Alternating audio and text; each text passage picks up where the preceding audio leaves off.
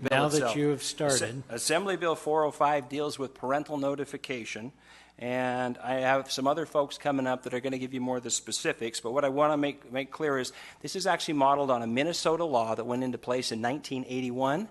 It functioned in Minnesota from 81 to 86. It was then challenged judicially, went all the way to the United States Supreme Court, and in 1990 it was found to be constitutionally proper. And so you have a 25-year track record of this almost identical bill in the state of Minnesota. And in fact, there are 38 states that require at the minimum parental notification, 21 states that have even a higher bar, which is parental consent. I think it's very important that everybody in the committee and in the Senate understand, too, this is not parental consent. This is simply parental notification.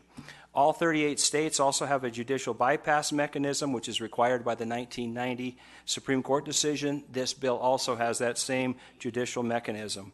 Politically speaking, in 2011, Mr. Gallup conducted a poll on this very issue. The question that he asked was, would you support a law requiring women under 18 to get parental consent for any abortion? That's consent again, a higher bar.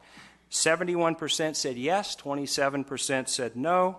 It had strong bipartisan majority support from both parties. In our current legislature, we've had several bills. AB 206, which is commonly called the cyberbullying bill, that requires parental notification. We also had Senate Bill 504, which requires parental notifications for all students involved in bullying. That requirement is within 1 day. In 2013, we passed Assembly Bill 144, which required parental notification for minors if they want to decide to be an organ donor. In 2013, we also passed the Senate Bill 267, which did not allow anyone under 18, even with parental consent, to use a tanning booth. We also have in the NRS right now laws which say that even if you're 18, you cannot buy cigarettes. We're passing a law currently on vaping products. They cannot use medical marijuana, firearms, spray paint, stun guns, certain ammo. Tattoos. When my daughters went to get their ears pierced, they actually had to have their mother with them with the photo ID and their birth certificates. And even to get something as simple as aspirin at school requires parental notification. The judicial bypass mechanism is sometimes brought up as perhaps a hindrance to this. As you will hear from the opponents, they're going to give you some horrendous stories about what potentially, hypothetically could come up. And they say, well, what happens, for example, if you have a 15-year-old who's pregnant? She's obviously not going to know to go see an attorney or a judge or something. How is that handled? And the way it actually is handled in all the many states that do this is when they go to a clinic, the clinic will assist them in going through that process. So I want to make sure that's understood. This is in no way an attempt to try to stop abortion. This is simply a notification. As chair of the Judiciary Committee in the Assembly, we heard bill after bill, which we dealt with in many times, the issue of minor accountability. Underage kids, 18 and under, what level should we hold them to accountability for their actions? And the reason it became an issue is because we had numerous frequent testimony dealing with the issue of brain development. Turns out that under the age of 18, the portion of the human brain that deals with consequences is not fully developed, and we had testimony suggesting that that doesn't occur till at least the age of 25. So again, if at the very least, if we're going to be consistent and we're going to insist that minors have parental notification and parental involvement in all the other things, it would seem to me that such concerns over brain development, especially in the consequences area of the brain, would be strong support and reasonable standards for insisting that parental involvement in such a serious medical decision as an abortion is also taken into account. Of the 38 states that require at the minimum parental notification, none of them have revoked that law, and maybe only minor adjustments. For the most part, all of the horrendous stories you're going to hear about what will happen in this situation and that situation simply hasn't come to pass. All those states have kept those laws on the books for as many as 25 years. This is a tried and true law. This is not experimental. We can show in other states the exact results and consequences. The number one positive thing that came out of these other laws in these other states has been a substantial reduction in the number of abortions. And has there been a consequent rise in the amount of domestic violence situations and things like that? There's absolutely no evidence to support that. And as I said earlier, all 38 states that have these laws have kept them on the book, in some cases for decades. So, Mr. Chair, with that, we have a whole bunch of folks that would like to testify on this bill, as you know. I do request, if I could, at the conclusion of the hearing, an opportunity to come up and perhaps say some final words in response, but that will be your call.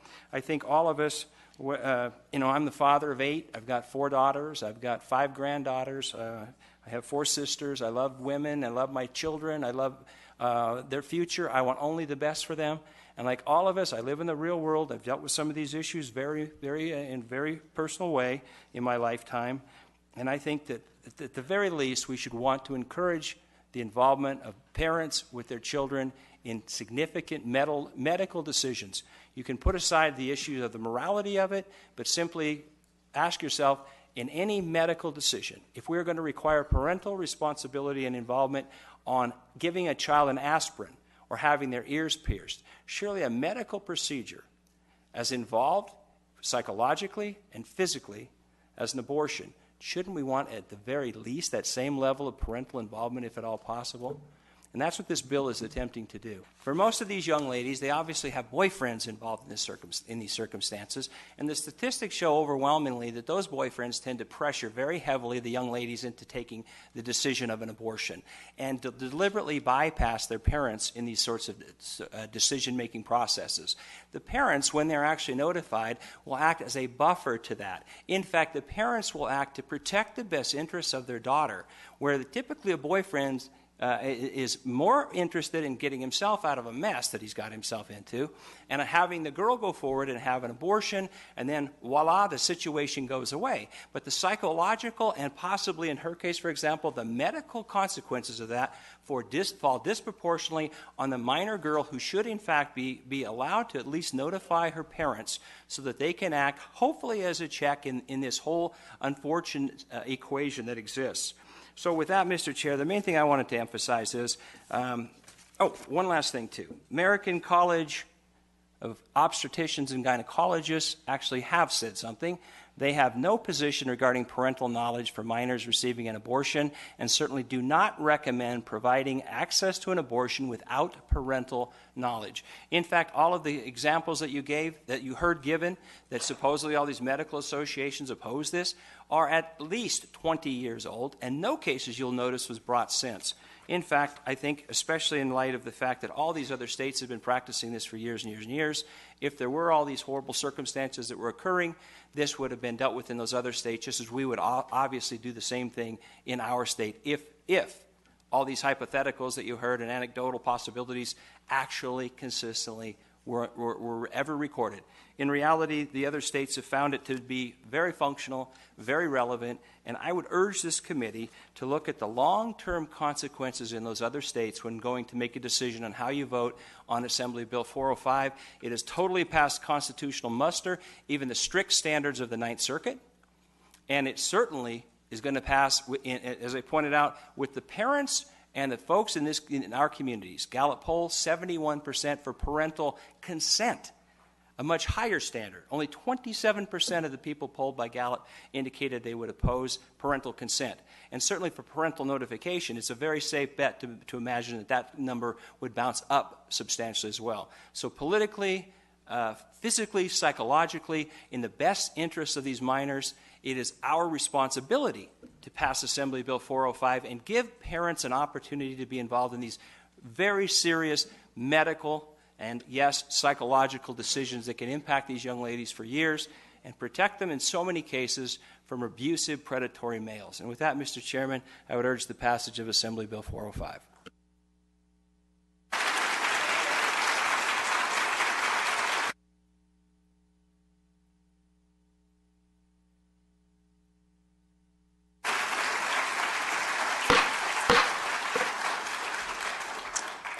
I was getting ready to compliment everybody for their demeanor